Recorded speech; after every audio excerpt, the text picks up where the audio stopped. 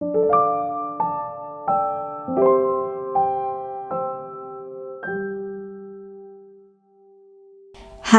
I'm Sristi Nyaupane, MA English topper, gold medalist winner in TU 2021 convocation.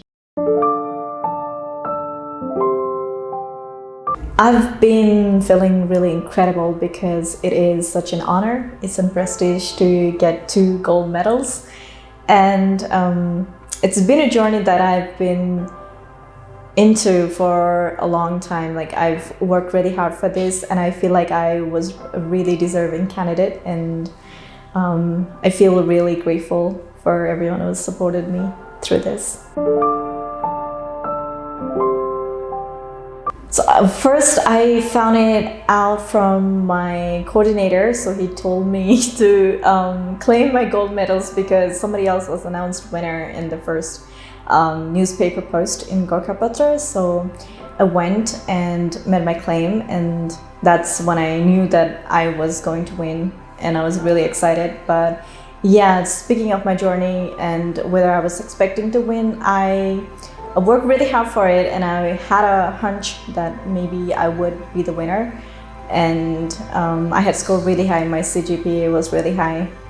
So kind of, but to be honest, I also thought that maybe somebody else would have scored higher. So I was kind of hoping that it would be me. The first time I found about winning gold medal is when I compared my CGPA with the winner that was announced in the Gorkapatra.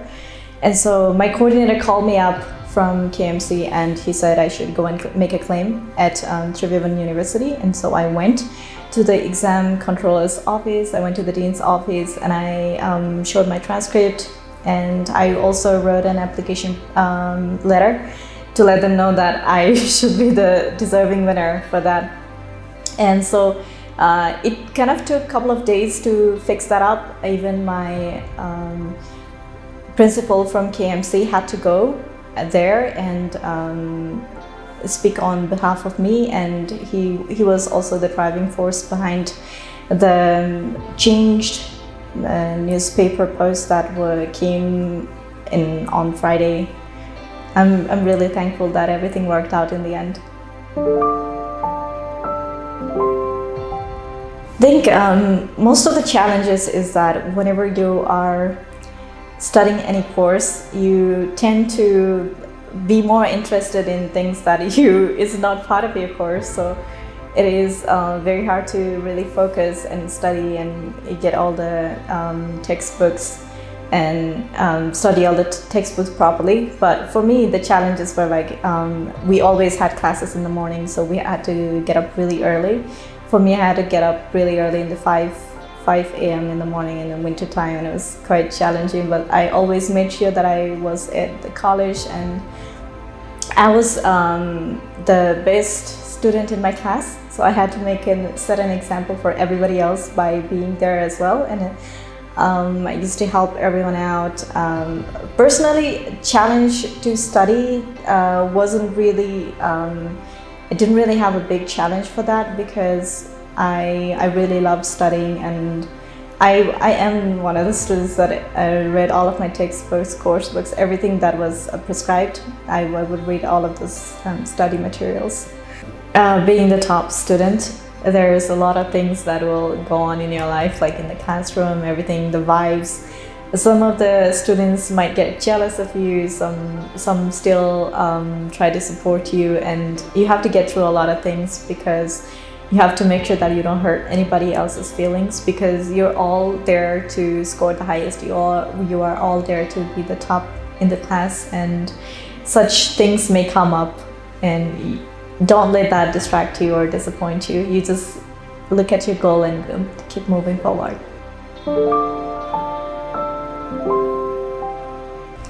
For me, as soon as I finished my SLC, I knew that I was going to study humanities, and I was going to take a major English because I was really interested in English literature.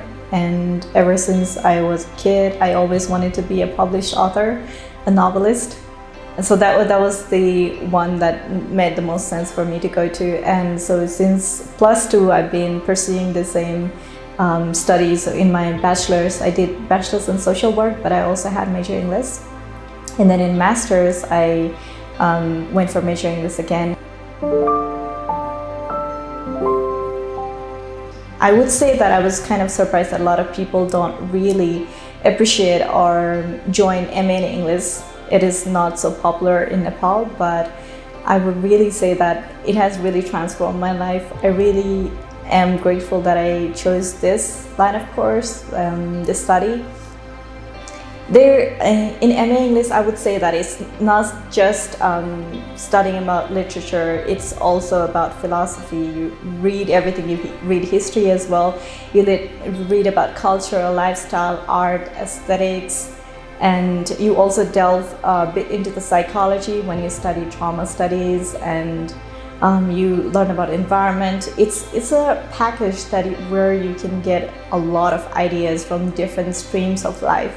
And I think like as a person, it really makes you whole because you have all of this knowledge. Whereas in some other streams, like if you're studying management, you only have one type of knowledge you're studying. So in MA English, I would really say that everybody should try to study this. And if you choose this course, it's also going to be life-changing for you. So you should consider it.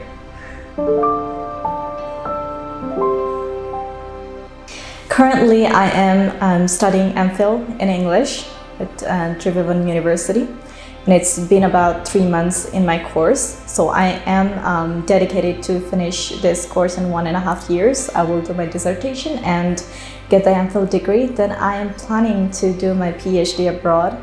I would choose to go to study in USA, and I'm still selecting the universities, so I'm not sure about where I'm going yet.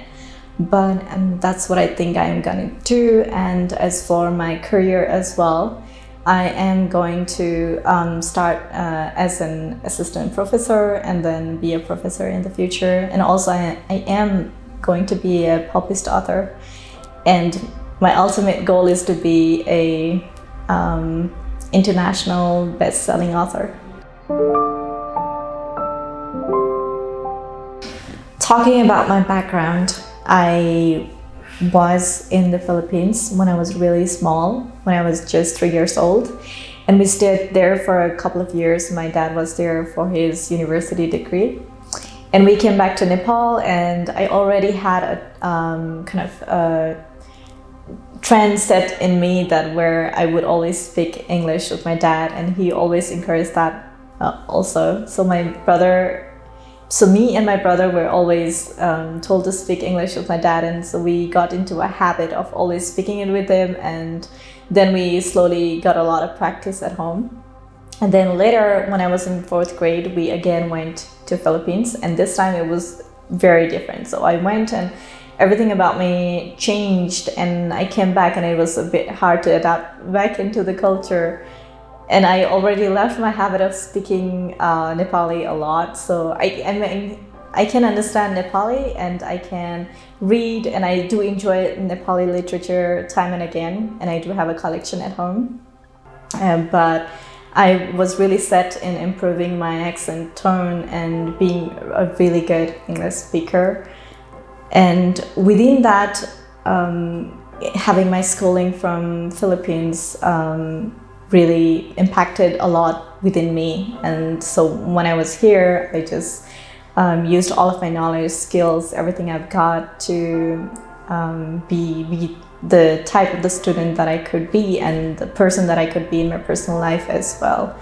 So it was a lot of enriching experience to me. I got to learn a lot of things, and there is always more opportunities like that will come in the future, and I'm kind of very excited about it.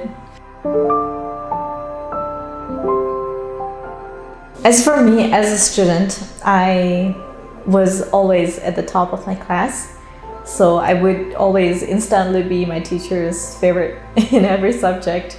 So it was it also motivated me, and everybody else kind of looked up to me in the classroom. and I was always seen with a book. So I spent a lot of my time reading, and the shortest amount of time that has taken for me to read about a book of 350 pages is just 2 days. I just split my time. I don't read all in one sitting. I sit twice, and then when I start reading, I at least read for 4 or 5 hours. Being the teacher's favorite and always getting a lot of support, that was really nice. And my classmates, they also felt inspired. I helped them a lot, and I was always there to support them. And it's kind of, once you become a top student in your class in, like, let's say in +2, you are expected to keep it up. And so I went on, like in my bachelor's, I was this top student, and in my master's, I was a top student. And so you are expected to keep up your reputation. So it's going to take a lot from you, but it's all going to be worth it. So my tips are kind of fairly straightforward and simple for all the students watching this. You can be a topper, you can be someone who scores the highest. You just need to have the patience, and you need to work towards it. So I'd say when you're in the class, make sure to listen to all of the lectures. Sometimes just listening to your teachers is all you need to be really good in exams.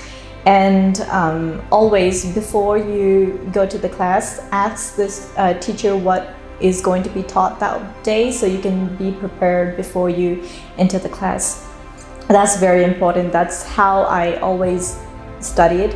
As a student, you are expected to be a lot disciplined, at least in our country. So you have to be obedient, you have to be someone who is really receptive, and you also need some emotional intelligence, so you can capture the emotions of people around you and also behave with them the way that you would want them to behave with you. So you have to be a total package of a student. It's just scoring the highest is not always important. You have to match up with your personality and behaviors and be the best. And for all of those people who really want to better their English as well, it's very easy. All you have to do is watch a lot of videos, and you have YouTube these days, so just find different channels where you are really impressed with the tone and accent of people, and so watch them again and again, and you really catch the accent. And also try to practice it in your everyday life. Speak with your friends, your families. It's going to help you a lot. People kind of think like literature is all about fantasy, imagination, and stories that are just thought of, and it's not based on reality. But the truth is that besides your course books, textbooks, there are so many other texts that you can really read. And it doesn't matter if it's a fiction or non-fiction, because the knowledge, the kind of ideas that you get from books cannot be matched with anything. And it's very important to start a reading habit, because there are so many things that will click into your mind, and there will be things that you've never thought of before, things that you have maybe seen happen in your own life, and there's the way that you can really grasp all of that and make some meaning out of that. And also there are so many things that you can apply that into your life. It's going to be amazing if you really keep up with your reading habit. If you're watching this and you really have a dream that you are thinking of, and you have a goal that you want to get to your life, and you want to be remembered for something, there might be something like that. And I'd say it's not an easy path to go to, but you will eventually get there. Because me being a gold medalist, it was always my dream, but I never really thought that I would really reach up to this point. And it's a dream come true for me, and the same is going to be for you. You just have to pursue it, and you have to always remember where you want to go in life. You have to be passionate about things that you want, and the things that you want will really happen. I'm really thankful for my family first, and really thankful for my dad for inspiring me to pursue my academic journey, and he was a person who really motivated me through this. And also I'm really thankful to my mom for always supporting me, and my brother for contributing a lot towards my study. And besides that, I'm also really grateful for KMC, my coordinator, Prasad Acharya, and the principal Narendra, and all of my other teachers and professors who taught me in my MA English. Thank you so much for inviting me here. I'm really grateful for this opportunity to be here at Edusanjal today. And I'm really glad that I could share my thought processes and my academic journey and my background and everything that has led up to this point of where I am today.